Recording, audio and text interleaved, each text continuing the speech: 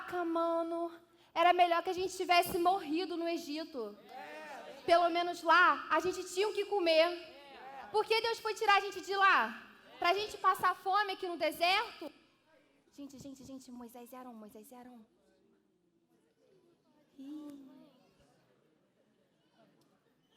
Começou.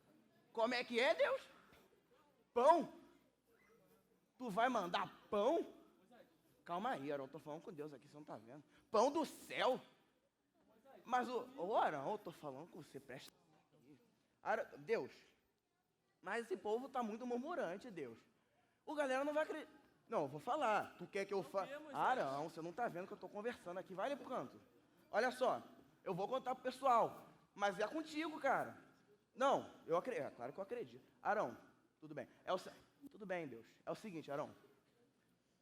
Deus falou que, sabe que ele é criativo, que ele vai fazer uma parada muito doida.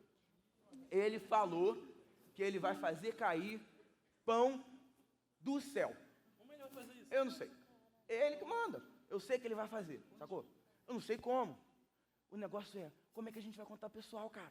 A galera não tá me dando moral. Eu conto. Tu vai contar? Deixa eu comigo. Tu vai contar? Posso falar? Pode falar. Tá bom. Conta lá. Pessoal, vem aqui, vem. Ó, Deus falou com Moisés, ele falou uma coisa muito importante. Anda logo, Arão, anda. Fala pro Deixa pessoal. eu falar. Fala. Caraca. Deus falou que vai fazer... Arão, sai. Não, muito devagar, muito. Olha só. É o seguinte. Vocês acreditam que Deus fala comigo? Sim. Vocês acreditam que Deus tirou a gente do Egito? Sim. Vocês acreditam que Deus trouxe a gente até aqui? Sim. É o seguinte, Deus mandou avisar que é hoje que ele vai ver quem anda e quem não anda na lei dele, tá? Ele falou que vai fazer... Calma. Ele falou que vai fazer... Ele falou que vai fazer cair pão do céu, tá? Pão do céu. Ó, Arão, chega aqui, Arão. Chega aqui, Arão. Arão, o pessoal não tá vendo, sai da frente, cara. Arão, é o seguinte, Arão. A gente tá com problema. O povo não tá me dando moral, cara. Eu tô sem ferramenta. Eu não sei, o povo não acredita em mim, cara. Eu tinha uma ideia. Ah, Deixa eu falar. tu vai falar? Vai deixar comigo? Tu vai falar? Vai deixar comigo? Fala lá. Pessoal, vem aqui, se aproxime. Vocês não acreditaram em Moisés? Vocês mesmos, com seus próprios olhos. Venham.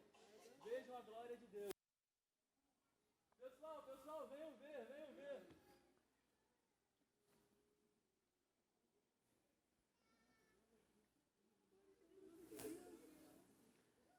Aí, tá vendo? Isso aí, ó, é pra vocês verem que vocês não estão murmurando pra mim, não, tá? Vocês estão murmurando pra Deus. Agora relaxa que ele falou que amanhã vai ter carne, vai ter pão. Aí vocês vão ver o que eu tô falando, tá bom? Boa noite. Boa noite.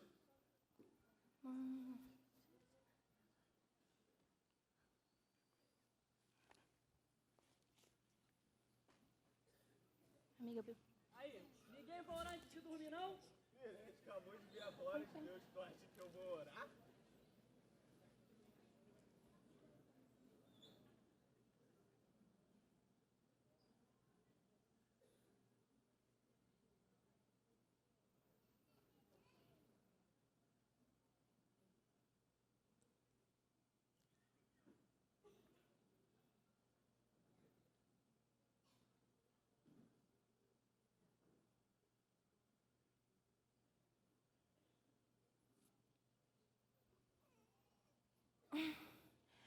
Que isso?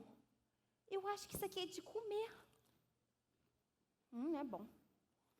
Gente, meu Deus, é de comer. Oh, acorda. Ei! Moisés! Moisés! Olha. Moisés, Eita. você não sabe o que aconteceu. O que foi? Pera aí. Tá bom, foi. Eu acho que o orvalho virou comida. Ah, virou. A gente tem que acordar todo mundo. Virou comida. Pessoal, olha isso, eu acho que é Olha comida. Tá bom, né? Comida seria bom se alguém tivesse avisado, né? Seria tão... Poxa. Gente, aqui, ó. Pessoal, aqui, olha pra mim. Ó, Deus mandou falar o seguinte, pessoal.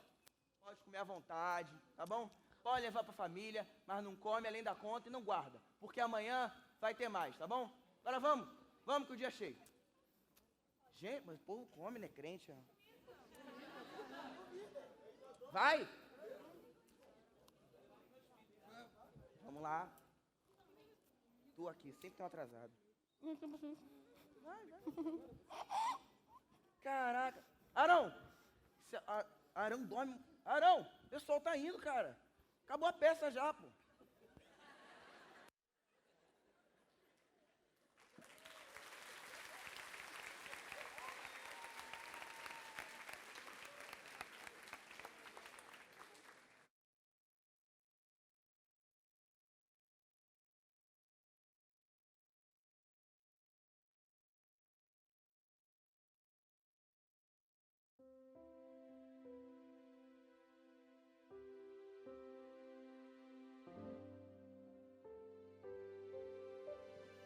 Glória a Deus. Depois do povo experimentar uma dos maiores sinais que Deus operou, que foi a abertura do Mar Vermelho, na saída do Egito, eles começam uma jornada dentro do deserto. Uma jornada essa onde não foi fácil se adaptar, por conta de inúmeras adversidades. E uma delas era a ausência de comida. No deserto não tem plantio, não tem colheita. E eles saem do Egito apenas com as roupas, com os seus bens, mas desprovidos de alimentação que durasse o suficiente para toda a sua estada no deserto. Então chega um determinado momento que eles começam a se lembrar do Egito, da fartura que tinham de comida, e começam a desejar voltar para lá. A angústia de estar no deserto roubou deles a esperança de uma terra prometida e de um lugar separado por Deus. E muitas vezes é exatamente isso que acontece na minha vida e na sua vida. Quando nós começamos a experimentar a travessia do deserto, nos lembramos da fartura que o mundo nos proporcionava, e por muitas vezes desejamos voltar ao mundo, ao invés de ir em frente, em busca daquilo que Deus prometeu para nós. No meio dessa jornada, eles começam a murmurar, vocês viram? E Deus então age debaixo de misericórdia. Deus então promove uma chuva de pão do céu, onde aquele alimento que desceu do céu serviria para eles, para suprir de imediato as suas necessidades. Nunca foi plano do coração de Deus derramar o maná no deserto, porque Deus prometeu, a parte interessante da promessa é que Deus disse a eles que levaria eles a uma terra, a um lugar onde eles comeriam novidades daquela terra, frutos poderosos, especiais e ungidos por Deus, para o cumprimento dessa promessa. Mas eles não estavam dispostos a esperar. Os seus corações ainda endurecidos não estavam aptos a esperar e a obedecer. Então, por conta disso e por misericórdia, Deus vem, anuncia a Moisés que derramaria o maná sobre a terra. Eles acordam e pela manhã, como orvalho sobre a terra, um pão que parecia migalhas, né?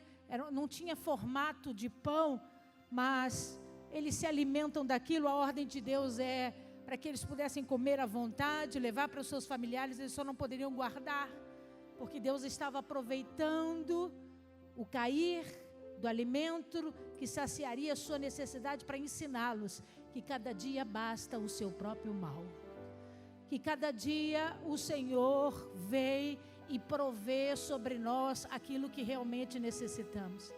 Então Deus ensina aquele povo e diz para eles: comam o que quiserem, mas não guardem, porque amanhã vocês vão experimentar da mesma graça, da mesma misericórdia. Você está aí? Então essa é a primeira experiência que a Bíblia fala, onde um alimento caiu do céu.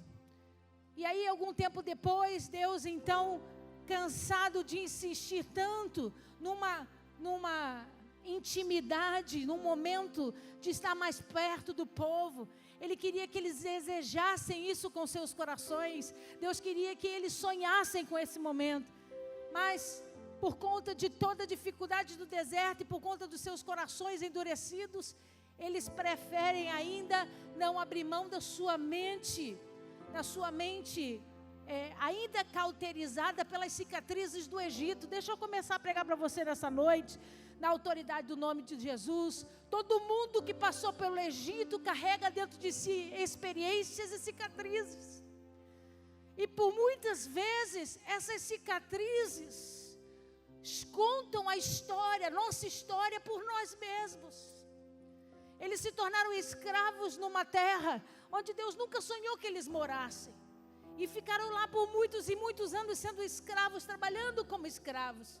E toda vez que nós decidimos plantar a planta dos nossos pés e morarmos no Egito, nós nos tornamos escravos cheios de cicatrizes. E eles carregavam as cicatrizes não só sobre o seu corpo físico, mas sobre o seu coração e a sua alma. E quando eles começam nessa caminhada do deserto, eles só têm a palavra, eles só têm a profecia, eles só têm a promessa de Deus dizendo a eles que Deus estava trabalhando para fazer algo especial e diferenciado na vida deles. Levanta a sua mão direita que eu quero profetizar nessa noite. Querido, se você pudesse entender que debaixo de toda palavra, debaixo de toda promessa do Senhor, tem um edito, sim, de Deus pré-estabelecido. Deus já sonhou com as obras que Ele vai fazer na sua casa, no meio da sua família, na sua vida. Deus já sonhou com uma terra que emana leite e mel. A única coisa que Ele quer é que você entenda: as cicatrizes contam a sua história, mas nunca vão determinar quem você será. E Deus então diz para Moisés: eu estou cansado. Eu estou cansado de desejar essa intimidade. E eles estão preocupados com tantas outras coisas. E a partir de Êxodo capítulo 40, você não precisa abrir, nós vamos ler juntos outro texto. Deus diz para Moisés: eu quero habitar no meio desse povo. Eu quero fazer com que eles tenham a experiência de eu estar no centro. De eu estar caminhando junto com eles no deserto. Porque quando a gente está no deserto, a nossa maior dificuldade é olhar para o lado e dizer: onde está Deus? Cadê Deus nesse momento onde o sol queima a minha cabeça? Onde está Deus nesse momento onde o frio do deserto traz solidão e tristeza?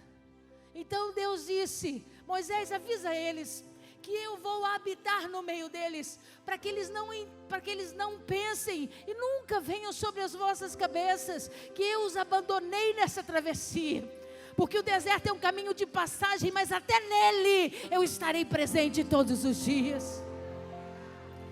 E aí ele dá ordem a Moisés e diz: Moisés, levanta o tabernáculo. O tabernáculo era uma morada móvel, a primeira igreja móvel sobre a terra, onde Deus dá as diretrizes, as medidas, com perfeição e com riqueza de detalhes. Não é porque a morada é móvel que ela é feita de qualquer jeito. Não é porque a morada é de passagem, não é eterna, que ela não é rica em detalhes, feita com carinho. Deixa eu te dizer uma coisa, querido: tudo que Deus faz para a minha vida e para a sua vida tem riqueza de detalhes. Deus não faz qualquer coisa, Ele precisa de um momento, não, querido. Não é uma tenda passageira. E tudo que for feito para Deus tem que ser feito com excelência. Deus então dá com riqueza de detalhes tudo o que Ele quer, tudo o que Ele deseja. E aí Moisés constrói o tabernáculo no centro da terra, do deserto. Todas as tribos se colocam ao redor do tabernáculo. O tabernáculo então se torna o centro da atenção, o centro de tudo aquilo que eles precisam, para que eles entendam, para que eles possam olhar todos os dias e perceberem: nós estamos aqui caminhando em busca de uma promessa, mas o Senhor Deus está no nosso meio. E aí agora sim, quero que você abra em Levítico comigo, por favor, capítulo 23.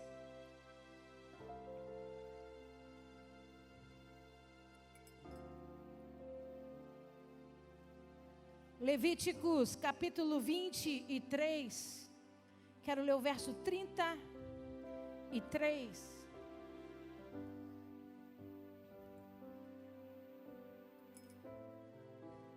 Após Deus ordenar que essa tenda fosse construída, e que todos os moradores do deserto habitassem em tendas ao redor do tabernáculo, tendas onde se podia olhar o céu,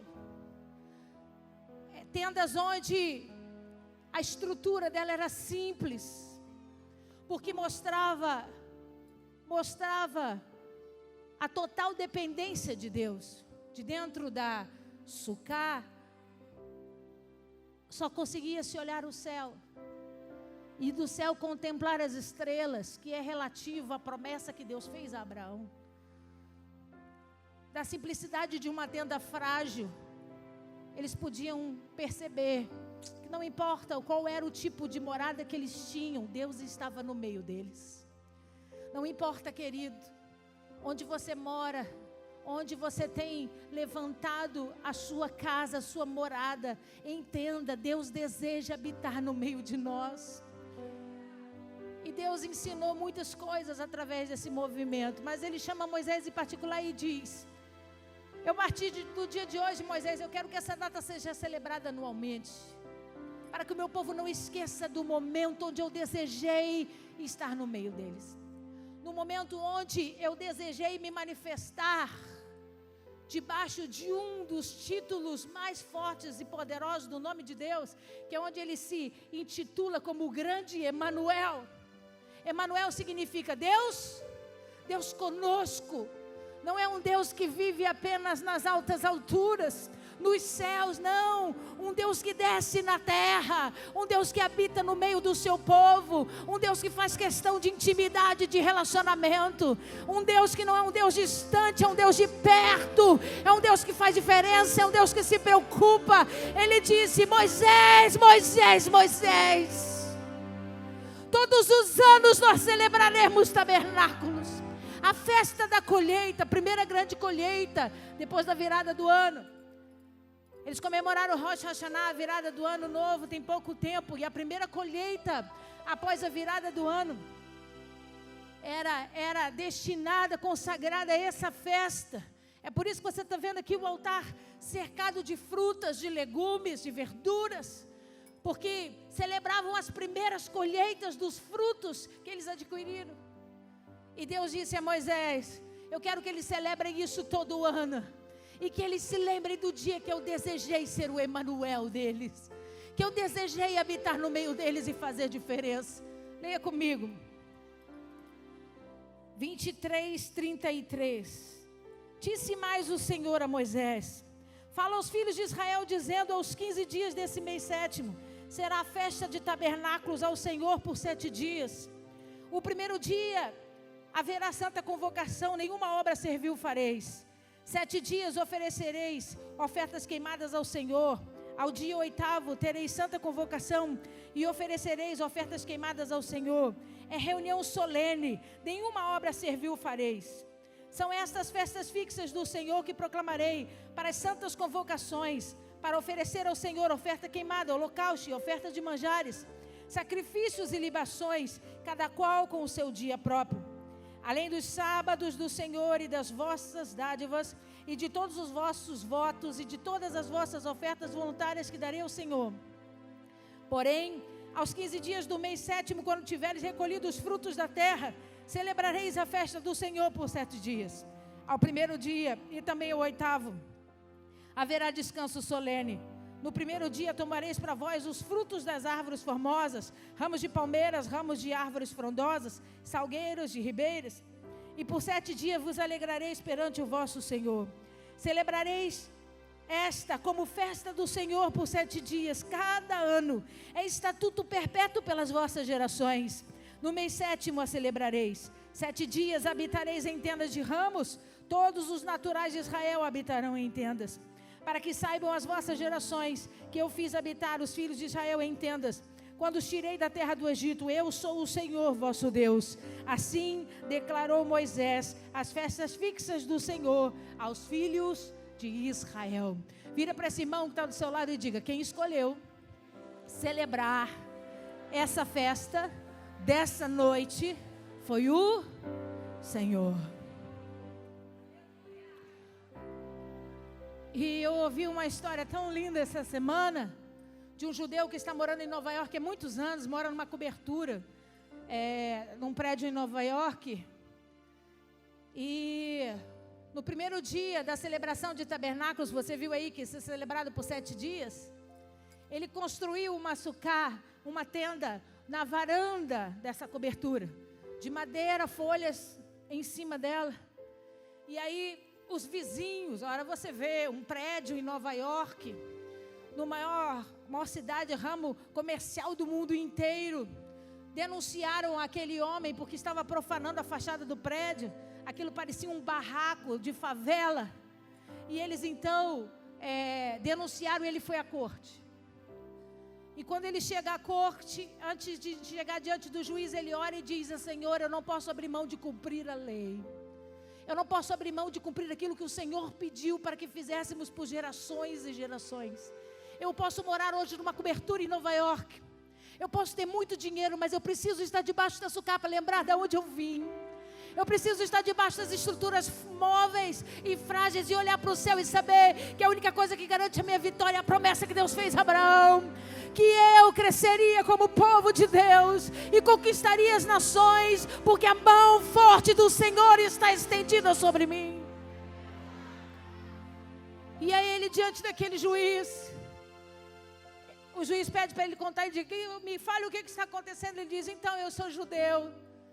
E essa época do ano é um momento onde nós precisamos construir uma sucá, uma tenda do lado de fora. Passamos 7 dias dormindo do lado de fora, porque o Senhor nos pediu, como memorial, precisamos agradecer o Deus Emanuel, que se manifestou no nosso meio.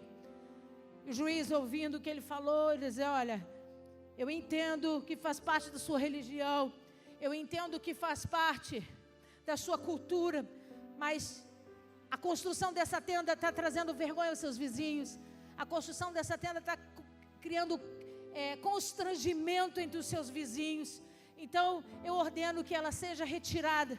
Você não vai poder ficar com essa tenda montada na sua varanda. Para que você cumpra essa ordem, eu te dou 10 dias de prazo. E aí, aquele homem judeu riu e falou: que assim seja, juiz. Por quê? Porque ele só precisava de 7. Depois ele descobriu que o juiz era judeu também. E os vizinhos ficaram satisfeitos, viu? Em 10 dias, até 10 dias ele vai ter que cumprir e destruir e se desfazer da sucá, da tenda, daquela favela.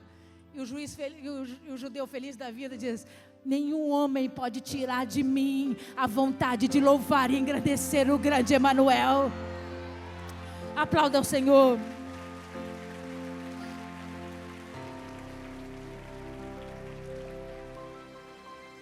É claro que, como todo contexto bíblico, o Antigo Testamento não são livros isolados, eles anunciam o Novo Testamento em todo o tempo. Quando você lê Gênesis, você entende Apocalipse e vice-versa. Por quê? Porque o Antigo Testamento se complementa com a chegada do Novo. Eles vieram para relatar as mesmas coisas, para fundamentar as mesmas verdades. E é claro que Deus sabia que Ele precisaria, com o tempo, manifestar tudo isso novamente, para que eles entendessem a veracidade e a importância desse dia. Então foi quando Deus, abra sua Bíblia comigo, Lucas capítulo 2, resolve fazer chover pão do céu mais uma vez. Lucas capítulo 2.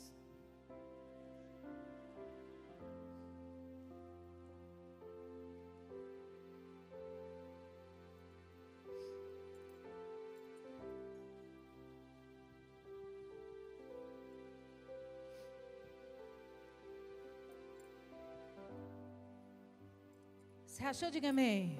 Lucas capítulo 2, verso 1 diz assim: naqueles dias foi publicado um decreto de César Augusto, convocando toda a população do império para recensear-se. O primeiro recenseamento foi feito quando Quirino era governador da Síria. Todos iam alistar-se, cada um à sua própria cidade. José também subiu da Galileia, da cidade de Nazaré, para a Judéia, a cidade de Davi, chamada Belém, por ser ele da casa e da família de Davi, a fim de alistar-se com Maria, sua esposa, que estava grávida. Estando eles ali, aconteceu completarem-se os dias, e ela deu à luz ao seu filho primogênito, enfaixou-o e deitou numa manjedoura, porque não havia lugar para eles na hospedaria. Então entenda, pastora, a senhora diz que em Lucas capítulo 2 foi a segunda vez que Deus fez cair pão do céu, foi porque, para confirmar a palavra do Antigo Testamento, Deus pede que homens cumpram o recenseamento. O que era feito? Depois da colheita, depois da retirada do fruto da terra, era o tempo de se pagar impostos. E aqui não é diferente, né? A gente recebe final do ano, recebe 13º, recebe férias, e aí logo depois a gente começa a pagar imposto de renda, é ou não é? Porque primeiro eles dão, depois tomam da gente. E aí, não era diferente naquele tempo. Eles esperaram a colheita, depois que a colheita passava, então eles davam ordem, vocês precisam procurar as suas cidades natal, e ali pagar o imposto, e ali se apresentarem, e honrarem o compromisso que vocês têm. Só que José era descendente da família de Davi, e precisava sair de Nazaré, para ir a um lugar, uma cidade chamada Belém. Diga comigo, Belém. Diga, Bet-Lehem, significa casa do pão. José sai de Nazaré e vai em direção a Belém para tributar ao governo aquilo que foi instituído. Só que a Bíblia diz para nós, a Maria já estava grávida, de quase, perto de dar à luz. E aí fez uma viagem longa, de Nazaré até Belém, montada num jumentinho. E quando ela chega na cidade de Belém, ela começa a sentir as contrações para dar à luz a Jesus. Eu preciso que você observe, a palavra de Deus é poderosa, rica em detalhes. A primeira coisa, acompanha comigo, versículo 6, estando eles ali, aconteceu completarem-se os dias. Está falando da gravidez da Maria. Versículo 7, e ela deu à luz a seu filho, primogênito significa primeiro, então ela teve outros filhos sim. Vira para esse irmão que está ao seu lado e diga para ele, Maria teve outros filhos. Diga, porém, Jesus foi o primogênito, o primeiro. Você está aí? E aí, José se desespera, porque ele chega na cidade de Belém, a sua mulher dando à luz, e ele diz, eu não sei o que fazer, como que eu vou fazer? E ele vai direto à hospedaria. Observa o versículo 8, o final do versículo 7. E ela deu à luz ao seu filho primogênito, enfaixou-o e deitou numa manjedoura, porque não havia lugar para eles na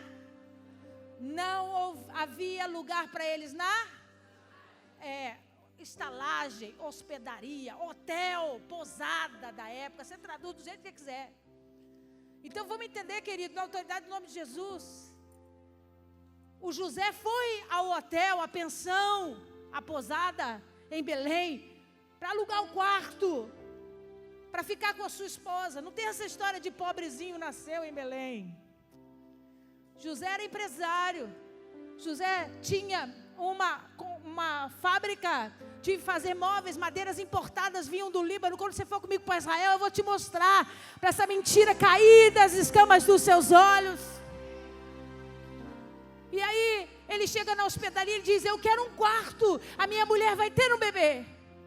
E aí eles dizem, todo mundo veio a Belém por conta do recenseamento, não tem vaga na hospedaria. E aí, o que eles fazem?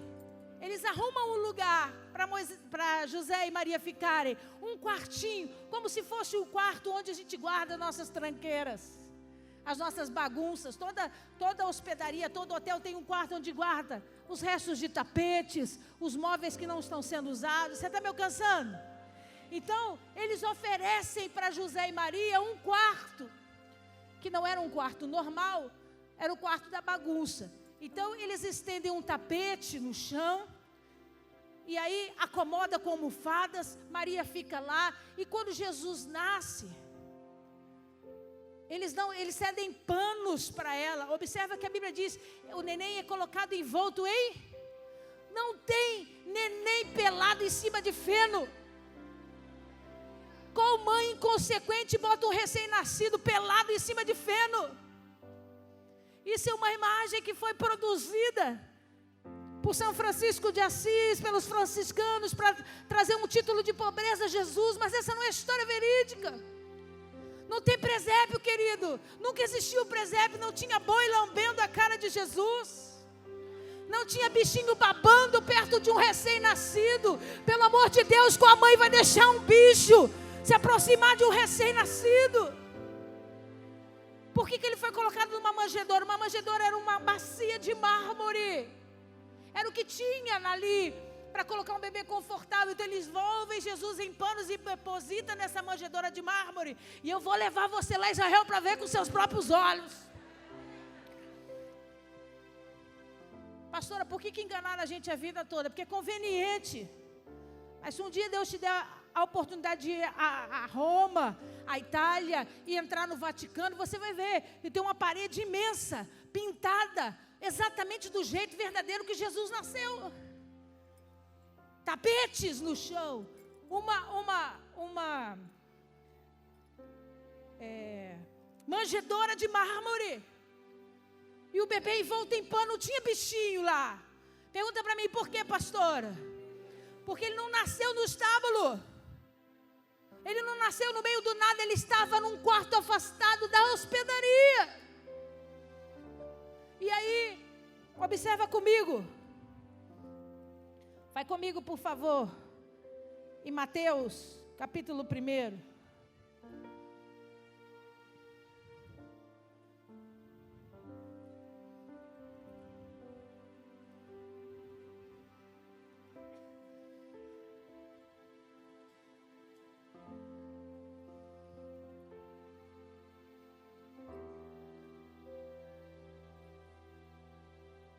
Mateus capítulo 1, verso 23, diz assim: E eis que a virgem conceberá e dará luz a um menino, e ele será chamado pelo nome de... Que quer dizer? O Emanuel nasceu na casa do pão. O Deus conosco nasceu em Belém, na casa do pão.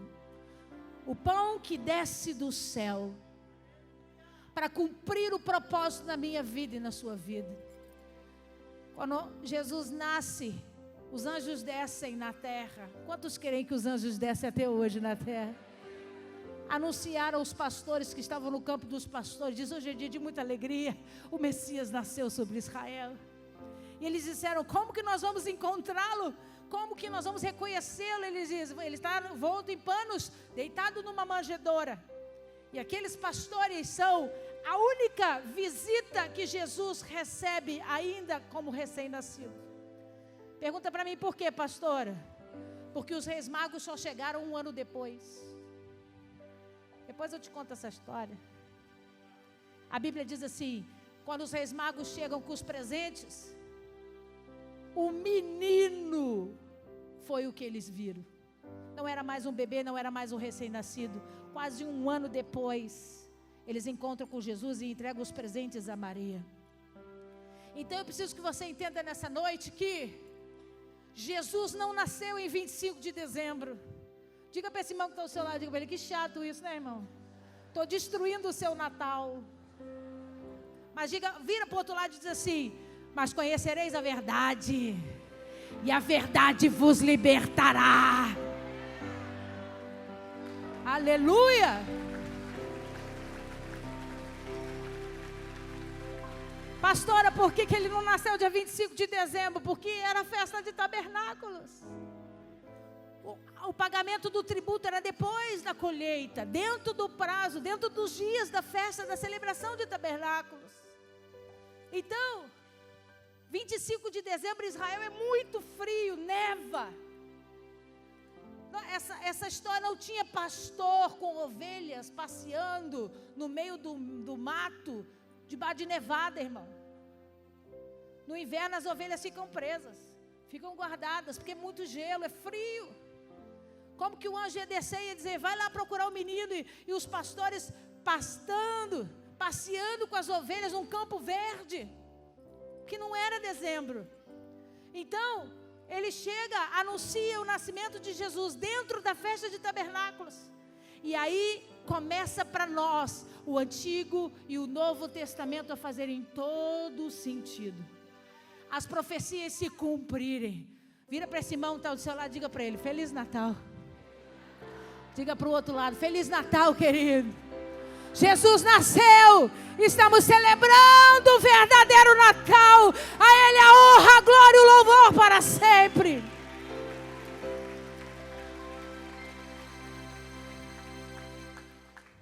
Nasce o Emanuel, a referência do Antigo Testamento de Deus, habitando no meio do seu povo. Por quê? Porque era tabernáculos. Vai nascer, a profecia dizia, vai nascer um menino, um varão, e ele será chamado de Emanuel. Não era o nome dele. Como era o nome dele?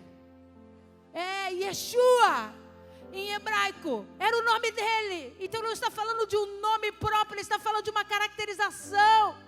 Está falando da referência de Deus no Antigo Testamento. Ele está dizendo, vai nascer um varão, e ele será Deus conosco. Ele vai habitar no meio de nós. Ele vai estar no meio do seu povo todos os dias. Mas aonde esse menino especial vai nascer? Diferente do Antigo Testamento, que o primeiro pão que desceu do céu descia para suprir necessidades. Aquele que nasce na casa do pão, aquele que nasce em Belém, não vem para saciar necessidade de homem nenhum. Ele desce do céu para ser um alimento vivo de transformação e poder. O que o maná não pôde fazer, o verdadeiro pão da vida faria sobre nós. E depois do seu nascimento, com o tempo, a ministração, o crescimento do seu ministério, Jesus começa a desenrolar esses segredos, começa a deixar muito claro a sua função, o seu propósito, deixa muito claro o motivo pelo qual ele teve que nascer. E é o que nós vamos ver agora, 2 momentos muito especiais na palavra de Deus, onde Jesus se revela como o pão, não como o maná, mas como o verdadeiro pão que desceu do céu.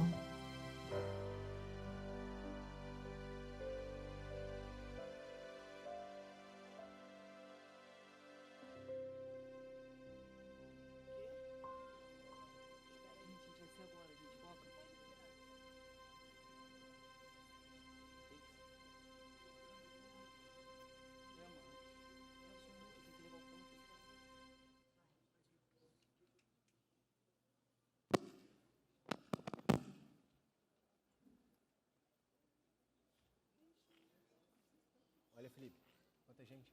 Caraca, Jesus, mó bondão, mano. Caraca, mano, misericórdia. Fica aí, Deus.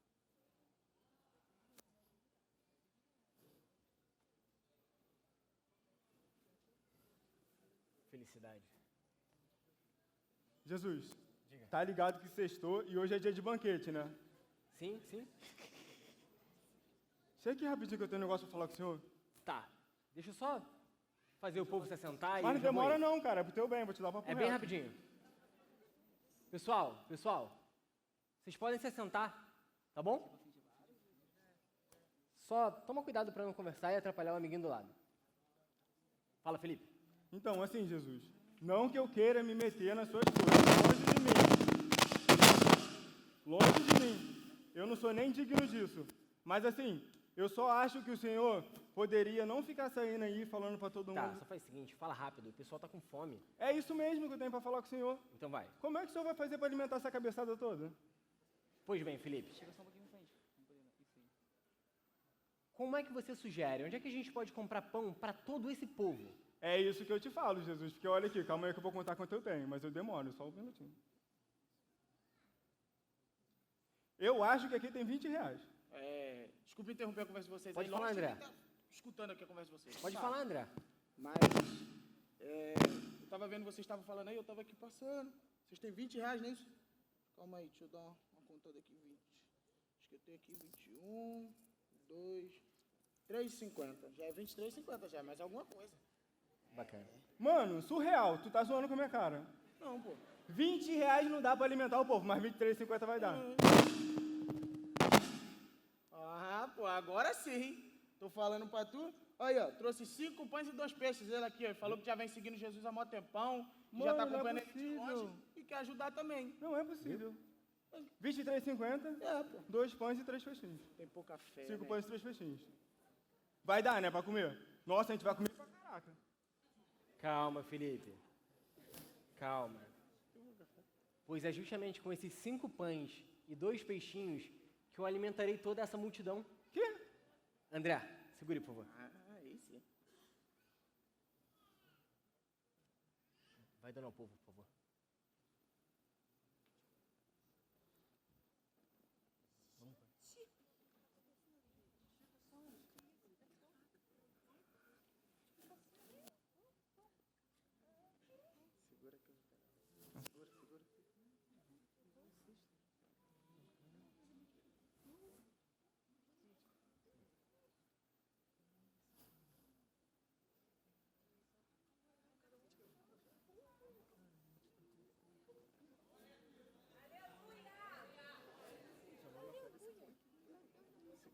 Segura pra mim comer também.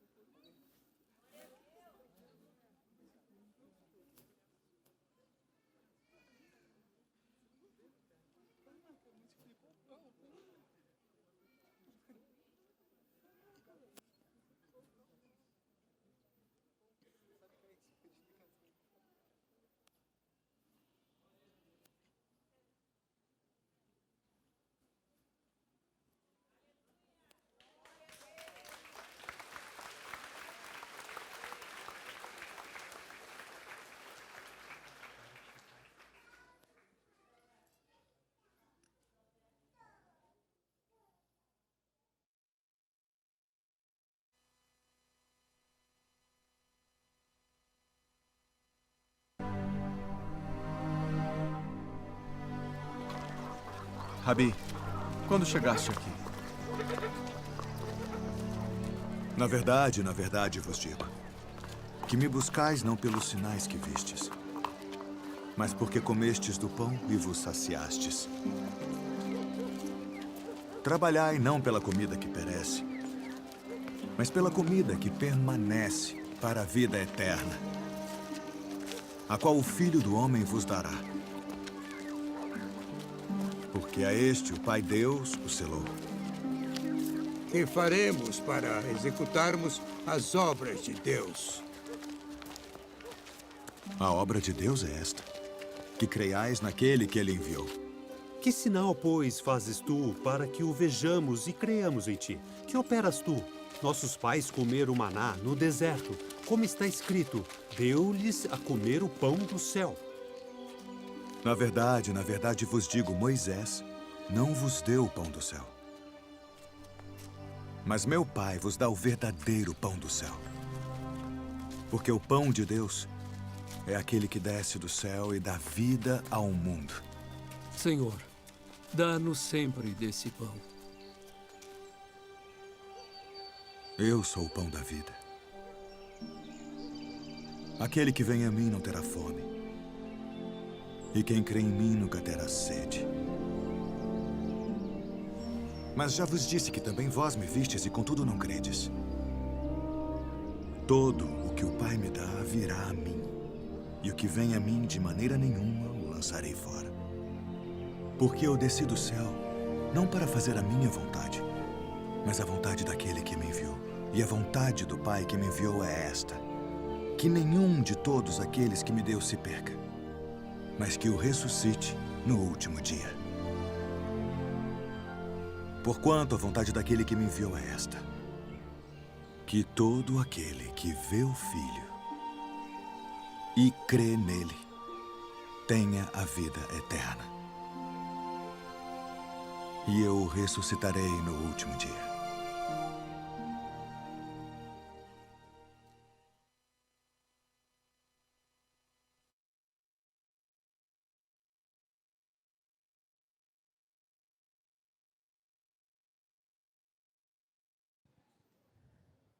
Vamos ler essa passagem?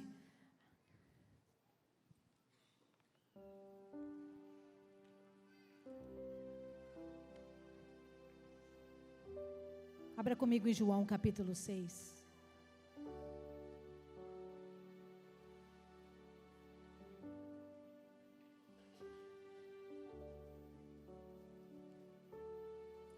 Jesus tinha acabado de fazê-los experimentar um dos milagres mais comentados na Bíblia Sagrada.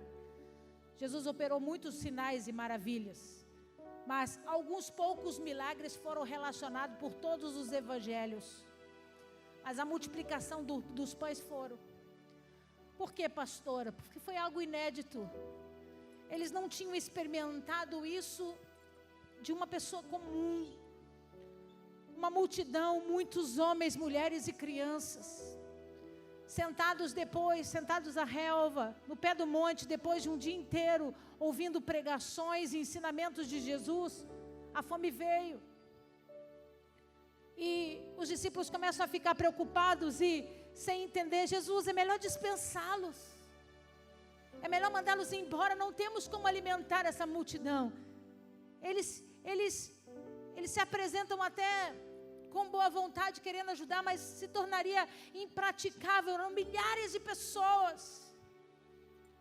E Jesus observa a fé daqueles homens.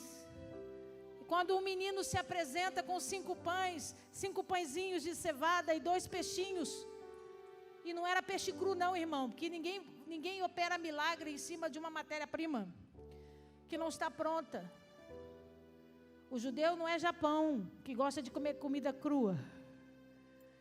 O peixe estava defumado. E quando você for comigo para Israel, você vai comer muito no café da manhã esse peixinho.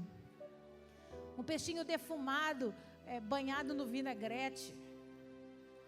Esse peixinho é que esse menino levou porque era lanchinho de criança. Aquela mãe fez um lanchinho, 5 pãezinhos pequenos.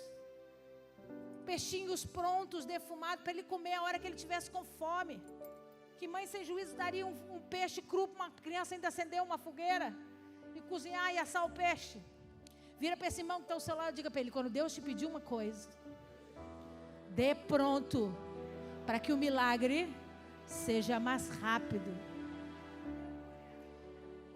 E aí Jesus recebe aquele cesto, apresenta a Deus, consagra ao Senhor, porque não é o que Ele tem nas mãos, é o que Ele pode fazer. Não é o volume, não é o tamanho da oferta, é o poder que há nele de multiplicar. E ele então começa a repartir esses pães. E à medida que ele reparte esses pães vão se multiplicando. E a história final diz para nós que depois que toda aquela multidão comeu, sobraram 12 cestos cheios de pães, que eles levaram embora daquela experiência. E aí eles ficaram falando desse assunto por muitos dias, porque crente, amigo, adora comer. Comer de graça, então. Durante dias comentaram: meu Deus, olha que experiência, nós comemos do pão, nós comemos do peixe, que fantástico. Jesus atravessa Cafarnaum e o povo, a multidão vindo atrás dele, ainda falando desse pão. Lê comigo, João capítulo 6, verso 26.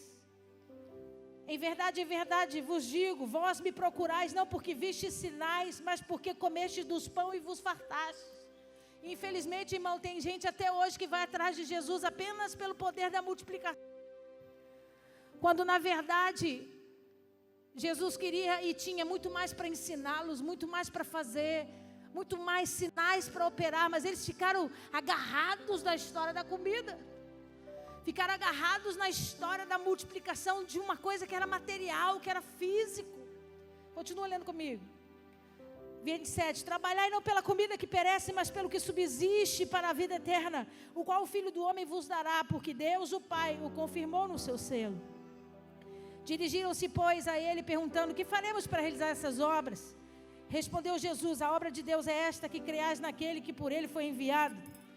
Então lhe disseram eles: que sinal fazes para que o vejamos e creiamos em ti? Quais são os teus feitos? Eu, se estou diante de um cara desse, dava nele.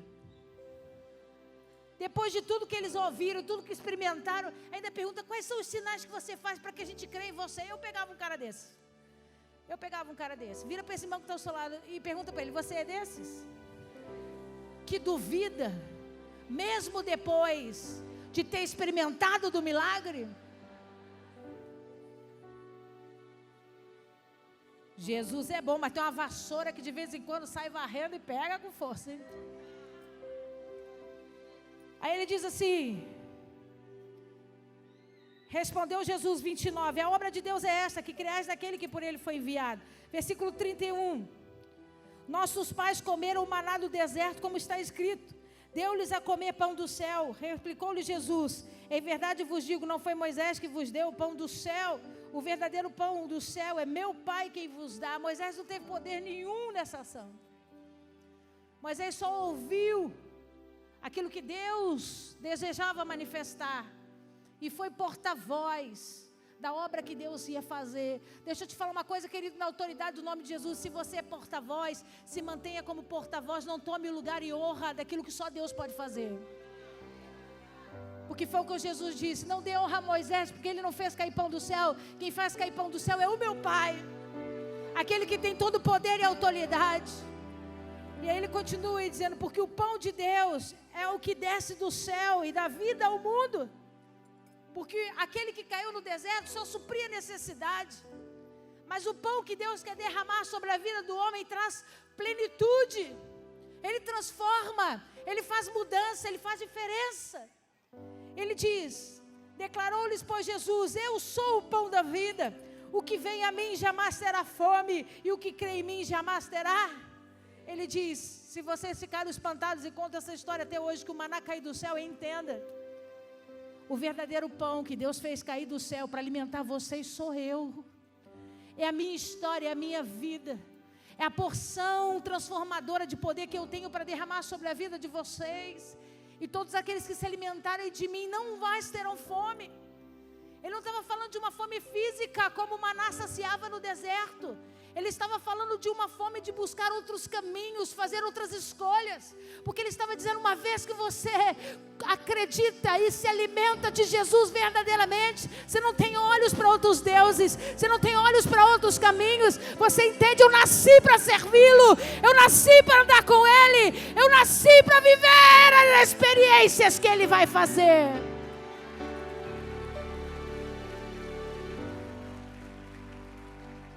Ele diz, eu desci do céu, não para fazer a minha própria vontade, assim a vontade daquele que me enviou. Como pão enviado do céu, eu vim para alimentar. E vocês estão impressionados com a multiplicação de um pão físico. Me deixa me aproximar de você. Me deixa te dar o alimento que você precisa para a sua alma nunca mais pedir comida a ninguém. Deixa eu me apresentar como um alimento transformador que vai escrever uma história diferenciada para vocês. Deus pode operar tudo em todos, mas o verdadeiro e grande propósito nunca foi saciar necessidade humana. O grande propósito foi dar vida ao homem, retirá-lo da morte, da escravidão e dar vida a ele.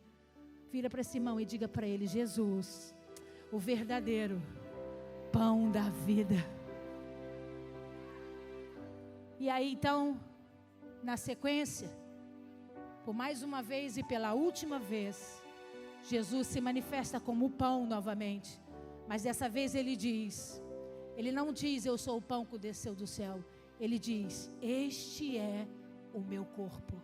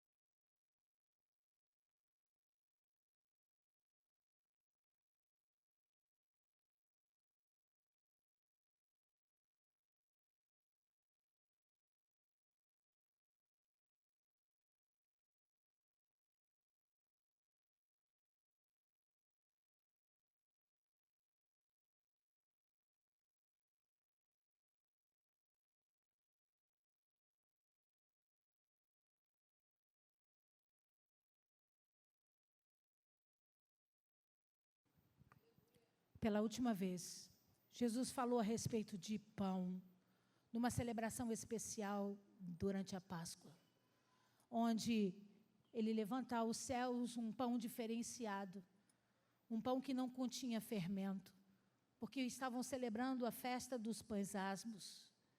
E ele então ergue aquele pão aos céus e diz a eles: este é o meu corpo. Ele já havia se revelado aos discípulos como o pão que desceu do céu. Mas era a primeira vez que ele se refere àquele pão diferenciado sem fermento, como relativo ao seu corpo, à sua estrutura física, que suportou aflições, humilhações, vergonhas, dolo, para que nós hoje pudéssemos estar aqui reunidos. Nós não estamos falando de um pão comum, nós não estamos falando de um tipo de alimento comum, nós estamos falando de algo que verdadeiramente faz diferença na vida do homem. Quando nós o recebemos como o pão da vida, o entendemos como um alimento transformador. Mas quando podemos comer do seu corpo, nos tornamos um só com ele. E toda dificuldade que ele passou e que ele viveu, nos dá força e estrutura para continuar. Pastora, por que a senhora escolheu esse tema nesse ano? Porque eu precisava fazer com que você entendesse que não eram frases filosóficas ou apenas uma expressão ilustrativa. O elemento figurativo do pão tem muita representação no mundo espiritual. Eu quero fazer você entender isso nessa noite. Quando a gente fala de pão, a gente primeiro precisa entender a sua formação. De que o pão é composto? A original receita do pão de Israel é a farinha do trigo, água, azeite, sal. Em dias comuns poderia se acrescentar o fermento, mas em dias solenes, de festividades solenes, esse pão não tinha fermento. Então a reunião desses elementos formava a estrutura do pão. Mas assim como a água, nós conhecemos a água em 3 estados. A água é o quê? Sólida, líquida e gasosa. Assim também é a representatividade do trigo. O trigo é a matéria-prima do pão. Nós encontramos o trigo sobre a terra dessa forma, ainda como uma espiga cheia de sementes, que é impossível comê-la dessa forma. Ela tem muita dificuldade, ninguém consegue comer o trigo nesse estado original dele. Depois, nós vemos o trigo processado, que é o que nós chamamos de quê? Farinha de trigo. É o trigo processado, e esse sim facilita muito a vida do homem. Porque esse sim, você consegue desfrutar dele, você consegue trabalhá-lo nas receitas que assim você quiser. E por último, a representação do próprio pão. Então diga comigo: trigo, farinha de trigo e pão. Pastora, está lindo, mas eu não entendi nada. Deixa eu explicar para você. O trigo, na sua natureza, representa ainda a palavra que veio sobre o povo no Antigo Testamento. A essência, o elemento fundamental, a palavra, mas que era difícil de engolir, que era difícil de ser administrada, porque muitas vezes, por conta dos seus corações endurecidos, e da sua mente cauterizada por conta do Egito e dos problemas da escravidão, eles não alcançavam o que Deus estava dizendo, eles não alcançavam a genuinidade daquela palavra poderosa. Então, o trigo representava o alimento, a prioridade do alimento, mas que por muitas vezes não se conseguiu comer. Você está aí? Aí, diga comigo, aí vem Jesus. Não, diga animado, diga, aí vem Jesus. O que Jesus faz? Processa o trigo. O discurso de Jesus é um discurso totalmente diferenciado, porque a palavra, na sua essência, assim como o trigo era uma palavra difícil de engolir, porque não continha nela revelação. Mas no momento que o trigo é processado, ele fica fácil de ser trabalhado. Olha Jesus ministrando as multidões através de parábolas. Olha Jesus fazendo comparações do reino. Em cima de circunstâncias palpáveis e diárias, onde eles conseguiam entender a revelação. A farinha do trigo representa esse trigo processado com carinho, com cuidado, para que você possa se alimentar dele, para que você possa recebê-lo e fazer diferença. Mas pergunta para mim, e o pão? O pão, amigo, é o final de tudo. É um Cristo revelado por completo. Por quê, pastora? Porque ele tem a farinha processada, que é a palavra revelada, que é o segredo através das parábolas, dos ensinamentos. Ele tem água, que é o poder do arrependimento, de dar nova vida ao homem.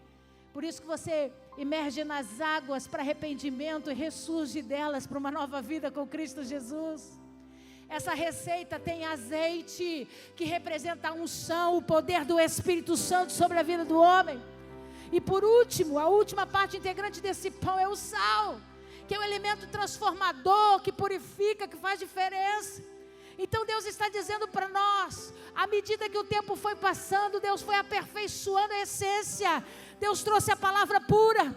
O povo teve dificuldade de engolir, de receber. Deus processou a palavra, veio Jesus para trazer revelação, para trazer conhecimento, para nos dar experiência. E no final de tudo ele diz, depois que você se alimenta da parábola, depois que você começa a se alimentar da revelação, todo Cristo lhe é revelado. O homem que prega arrependimento, transformação, cura, salvação e muda a tua história através do batismo com o Espírito Santo.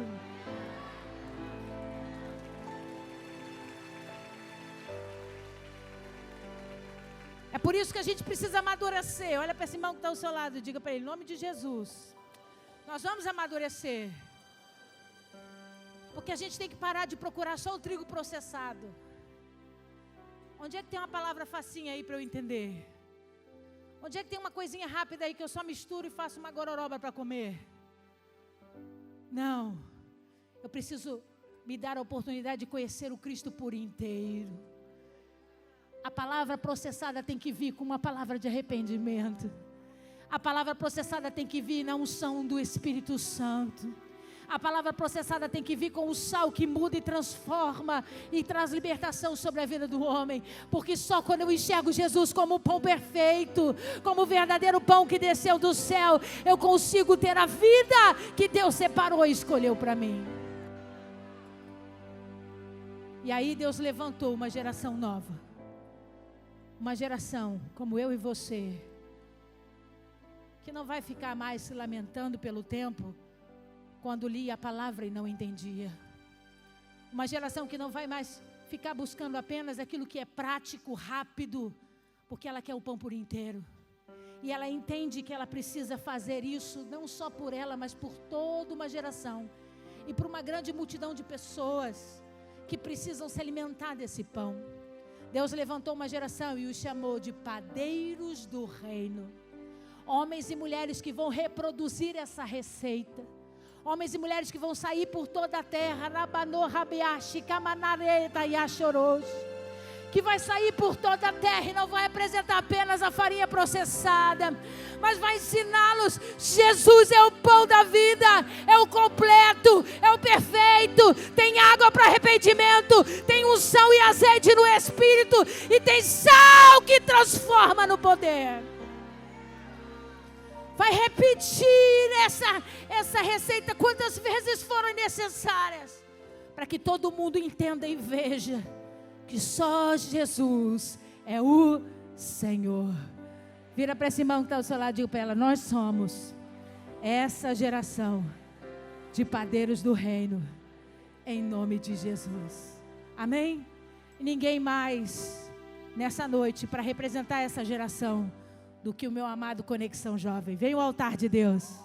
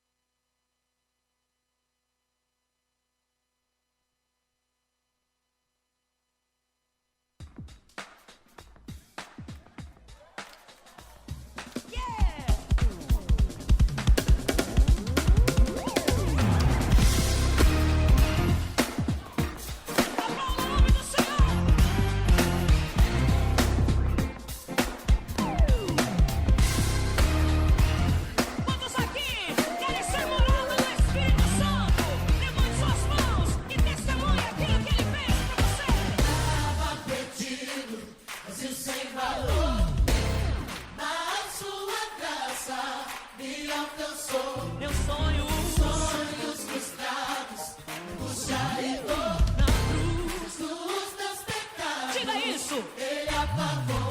Hoje sou casa de Deus. Casa do pão. Abandono o pecado. Diga isso. Hoje sou casa de Deus. Casa do pão. Abandono o pecado. Recebo perdão. Não importa onde você esteja, Ele quer te alcançar. Ele quer te alcançar. Vida perdido, vazio sem valor, mas busque a graça que Ele deixou. Nada tristeza, angústia e dor. Por graça e paz, que vem do Senhor.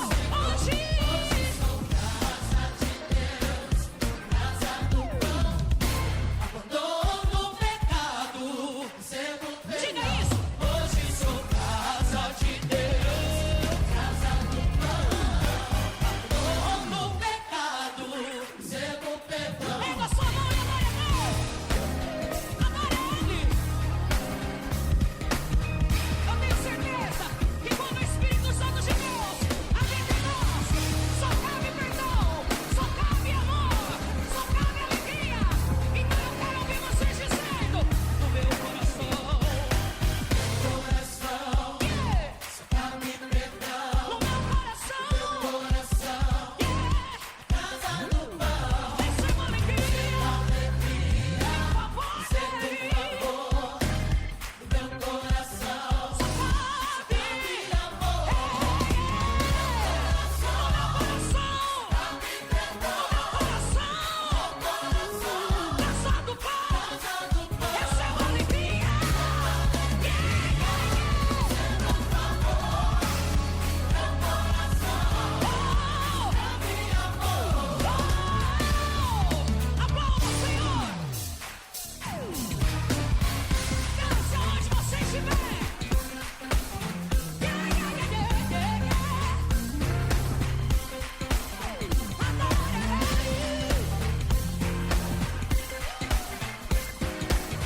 Eu gostaria de ouvir mais uma vez. Cante isso no meu coração. Só cabe perdão. No meu coração, casa do pão. Receba alegria, e o amor dele. Meu coração, cabe amor. Meu coração, cabe perdão.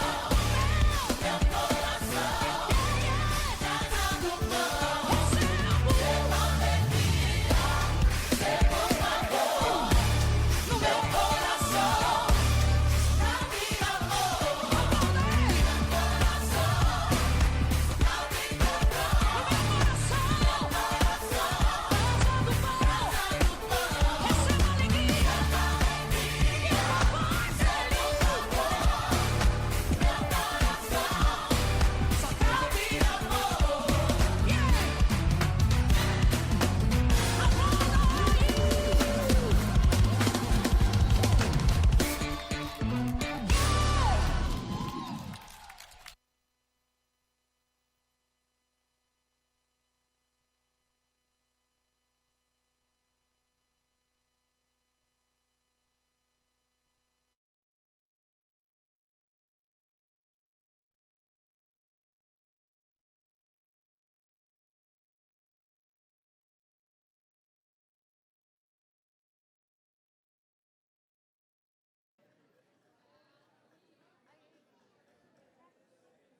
Glória a Deus.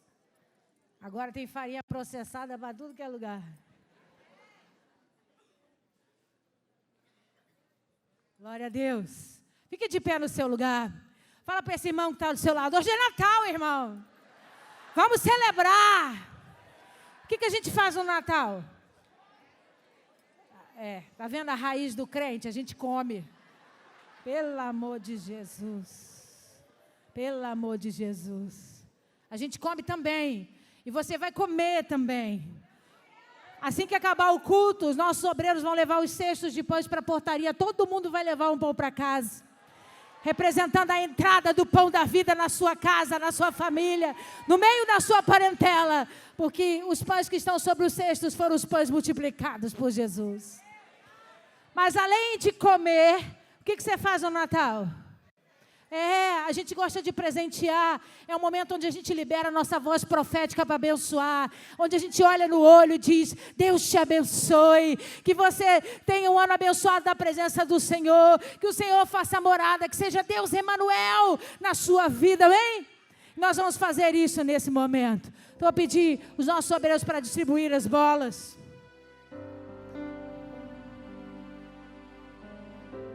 Você vai pegar uma bola, olha aqui para mim, preste atenção. Vai encher a sua bola, não precisa encher muito para ela não estourar. Dá um nó, ela tem um papel dentro dela. Então tome cuidado para não perder, porque é uma promessa de Deus para a sua vida. Então você vai encher essa bola, vai dar um nozinho e vai esperar que nós vamos orar, amém?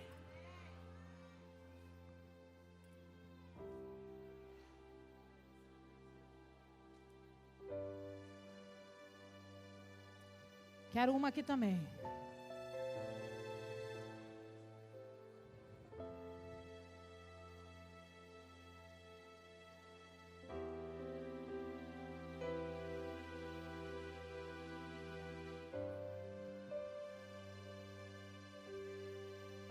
Quem não recebeu ainda? Levanta a mão. Aqui o pessoal do meio, ó. Lá atrás também tem gente em pé sem receber. Fica com a mão levantada um pouquinho para os obreiros chegarem até aí.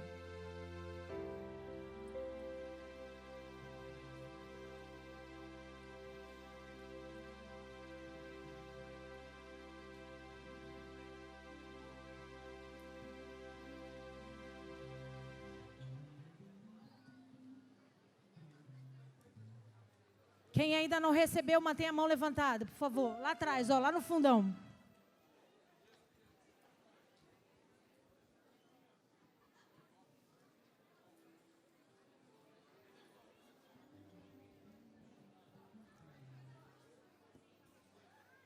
Pessoal aí de trás, levanta a mão que não recebeu. Tem um ali só. E o meu lado direito aqui tem gente sem receber.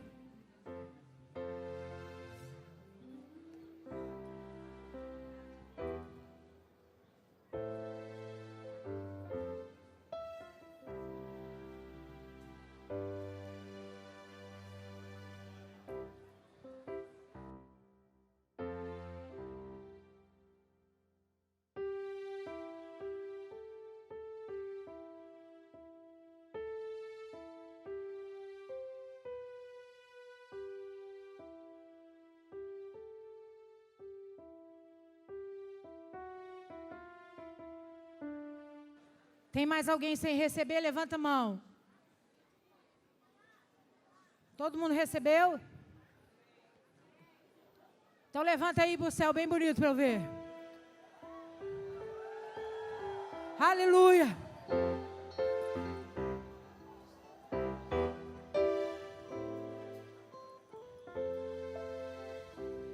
Levanta a sua bola. Deixa eu te contar um segredo. Essa não é a sua. Essa não é a sua. Porque no Natal a gente troca. A gente troca a palavra, a gente troca a profecia. A gente abençoa a vida do irmão e é isso que nós vamos fazer. Então levanta que eu quero abençoar essa bola. Mas para que ela chegue, esse papel que está aí dentro chegue aonde tem que chegar. Para que a pessoa que foi receber a bola que está na sua mão seja um convite, seja uma palavra viva de Deus para o coração dela. No nome poderoso de Jesus. Levanta a sua bola aos céus. Senhor Deus, em nome de Jesus. Obrigado porque hoje celebramos o teu nascimento. A festa na terra, Senhor. Porque o pão vivo desceu do céu e nos trouxe alimento. Mudou a nossa vida e a nossa história. Te somos gratos por isso nessa noite. Deus, eu quero consagrar essa bola a Ti. Eu quero te pedir, meu Pai, em nome de Jesus, essa promessa que está dentro dessa bola. Faz chegar a pessoa que o Senhor deseja. Que ele receba a resposta de oração. Que ele receba o sonho. Que ele receba aquilo que o Senhor tem para dizer para cada coração aqui nessa noite. No nome poderoso de Jesus. Amém. Nós vamos adorar o Senhor porque é festa. Enquanto nós estivermos adorando ao Senhor, você sai do seu lugar e troca a bola aí quantas vezes forem necessárias, amém? Vamos adorar o Senhor.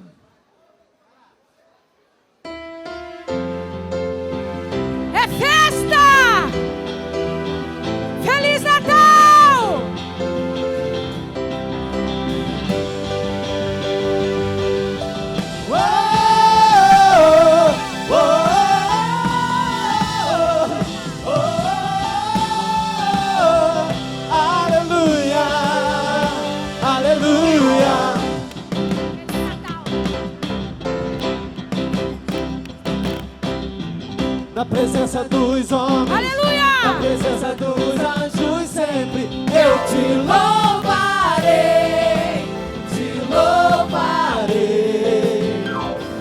mesmo estando em guerra, vou celebrando minha vitória, eu te louvarei, sobre toda a terra, novo som se ouvirá, sua alegria, forças pra continuar, show de maravilha, te louvar, te louvar, eu entro na tua presença pra receber o seu poder, e quanto mais o tempo passa, eu quero Deus, o fogo cai, a igreja canta, e o inimigo vai ao chão, é fogo e glória nas cabeças, e o grau de unção, e grau de unção, som da festa vai subir, sua glória descerá, se ouvirá um novo som de aleluia. Som da festa vai subir, sua glória descerá, se ouvirá um novo som de aleluia, aleluia.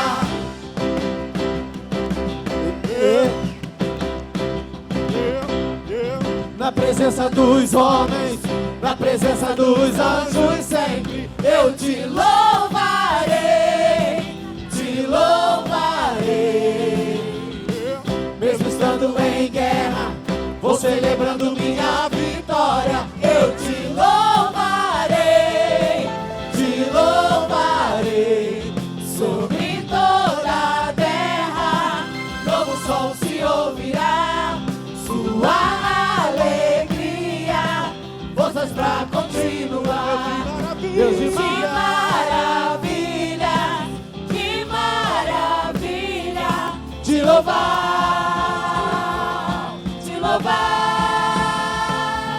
te louvar, eu entro na tua presença pra receber o teu poder, e quanto mais o tempo passa, mais quero Deus, o fogo cai, a igreja canta, e o inimigo vai ao chão, é fogo e glória nas cabeças, mil graus de unção, mil graus de unção, sai do chão! A festa vai subir, sua glória descerá, se ouvirá um novo som de aleluia. Som da festa vai subir, sua glória descerá, se ouvirá um novo som de aleluia. Quero ouvir você! Som da festa vai subir, sua glória descerá, se ouvirá um novo som de aleluia. Som da festa vai subir, sua glória descerá, se ouvirá um novo som. É pra explodir! Som da festa vai subir, sua glória descerá, se ouvirá um novo som de aleluia. Som da festa vai subir, sua glória descerá, se ouvirá um novo som de aleluia, aleluia.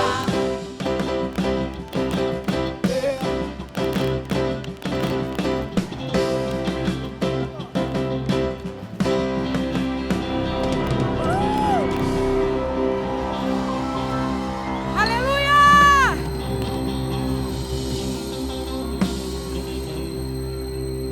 Feliz Natal!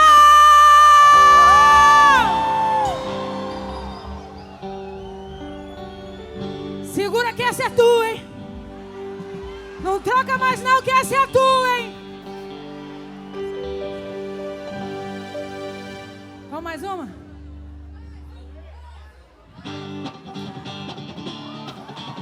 pobre é o Rei dos Reis, o pão que desceu do céu.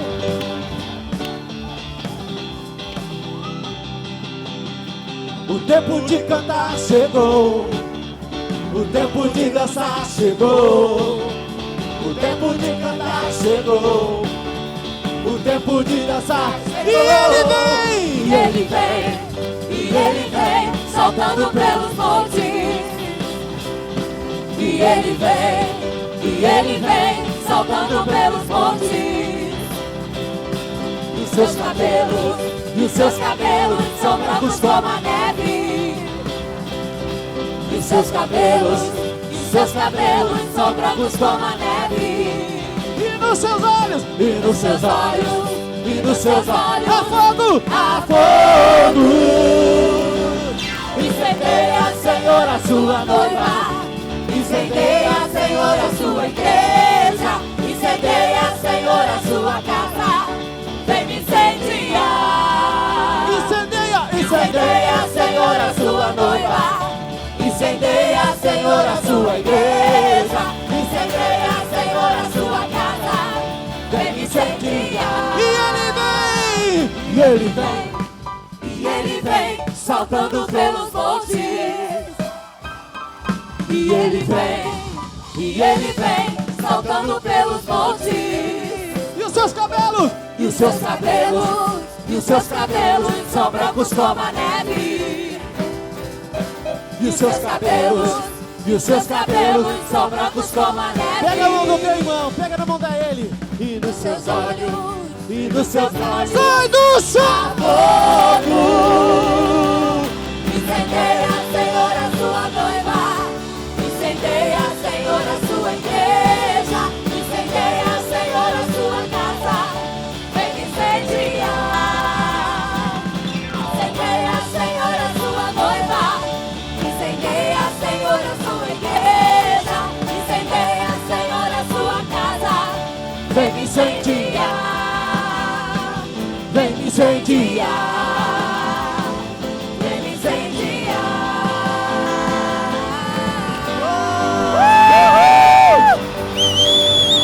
Feliz Natal!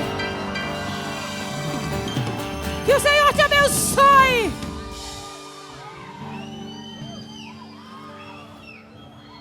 Que seja um ano especial na sua vida. Que Deus realize sonhos. Não por conta das tuas necessidades, mas porque Ele quer que você seja pleno. Porque Ele quer que você seja completo nele. Porque você abriu mão da facilidade para comer o pão da vida por inteiro. Aleluia. Levante a sua bola aí. Senhor, essa é a minha promessa. Que essa palavra fale poderosamente aos nossos corações. Que seja um segredo teu. Que seja algo revelado a nós nessa noite, de uma forma poderosa e plena. No nome santo de Jesus. Amém. Estoure a sua bola com cuidado para não perder o papel.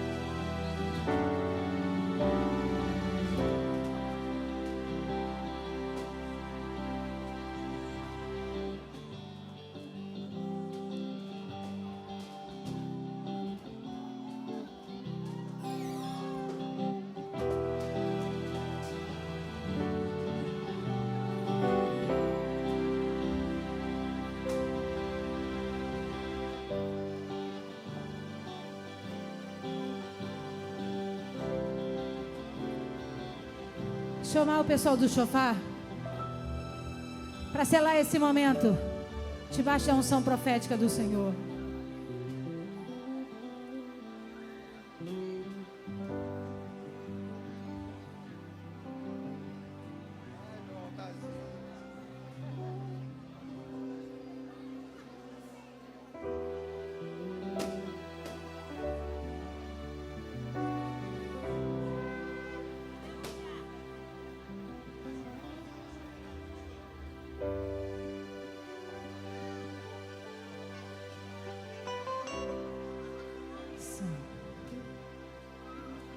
Feche os seus olhos, abaixe a sua cabeça. Deixe o som do shofar entrar no mais profundo da sua alma e confirmar a bênção de Deus sobre a tua vida, no nome santo de Jesus.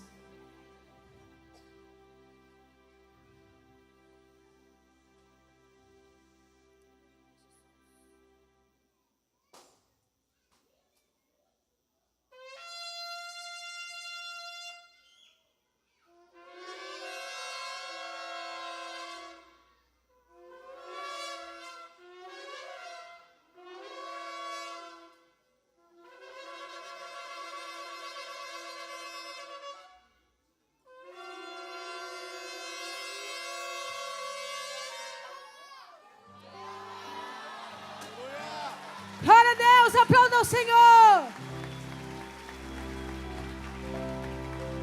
Quero mandar um Feliz Natal para o pastor Adão, para a Sônia, para o Cristiano, para a Adriana, nossos líderes de Angola, todos os nossos irmãos de Angola, para a Bruna, para a Solange, para os nossos irmãos que estão em Portugal, para o Flávio, para a Michelle, os nossos irmãos que estão nos Estados Unidos. A catedral está levando o pão da vida às nações para a glória do Senhor. Feliz Natal! Está na sua mão, eu vou ministrar a bênção apostólica. Ah, não vai embora não, amigo. É Natal, eu preciso dos obreiros aqui para levar as cestas de pão lá para a porta. Não vai embora não. É Natal, é festa. Abençoe o teu irmão, libera uma palavra profética sobre a vida dele, no nome santo de Jesus, amém? Obrigado, Deus, por essa noite. Obrigado porque hoje é dia de grande celebração na terra e nos céus. Deus, estamos de branco em reverência à tua santidade. Um Deus puro, santo, perfeito, que desceu, que fez morada no meio de um povo incrédulo e pecador. Tudo isso por amor de nós. Deus, te somos gratos porque o grande Emanuel se tornou o pão da vida, o alimento que nos sustenta todos os dias e que nos ajuda a vencer nas nossas guerras e nos nossos desertos. Deus, em nome de Jesus, obrigado pela oportunidade de celebrar mais um aniversário teu na tua presença. Com o amor de Deus, Pai, a graça salvadora do nosso amado Jesus Cristo de Nazaré, as doces consolações do Espírito Santo, seja comigo, com você, com a tua casa, com todo Israel de Deus, até a volta do nosso Senhor, em nome de Jesus. Amém. Amém, amém. Vai em paz, querido. Que o Senhor te abençoe. Feliz Natal!